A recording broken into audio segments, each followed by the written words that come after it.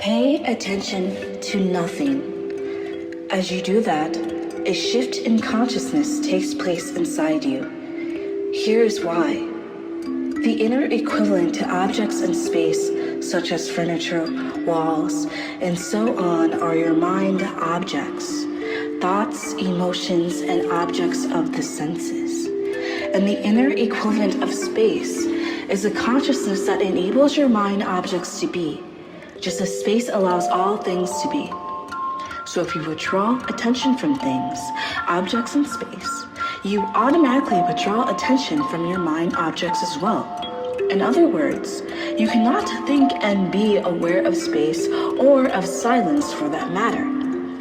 By becoming aware of the empty space around you, you simultaneously become aware of the space of no mind, of pure consciousness, the unmanifested. This is how the contemplation of space can become a portal for you. Space and silence are two aspects of the same thing, the same nothing.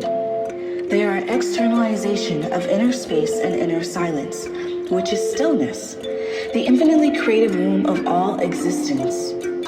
Most humans are completely unconscious of this dimension. There is no inner space, no stillness. They are out of balance. In other words, they know the world or think they do, but they don't know God. They identify exclusively with their own physical and psychological form, unconscious of essence. And because every form is highly unstable, they live in fear. This fear causes a deep misperception of themselves and other humans, a distortion in their vision of this world. If some cosmic convulsion brought about the end of the world, the unmanifested remain totally unaffected by this. Nothing real can be threatened. Nothing unreal exists. Herein lies the peace of God. If you remain in conscious connection with the unmanifested, you value love and deeply respect the manifested in every life form and it as an expression of the one life. Beyond form. You also know that every form is destined to dissolve again, and that ultimately nothing out here matters all that much.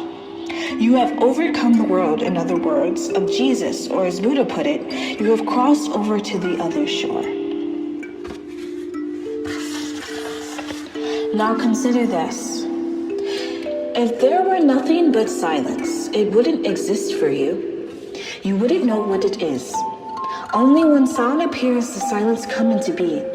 Similarly, if there were only space without any objects in space, it wouldn't exist for you. Imagine yourself as a point of consciousness floating in the vastness of space. No stars, no galaxies, just emptiness. Suddenly, space wouldn't be vast anymore.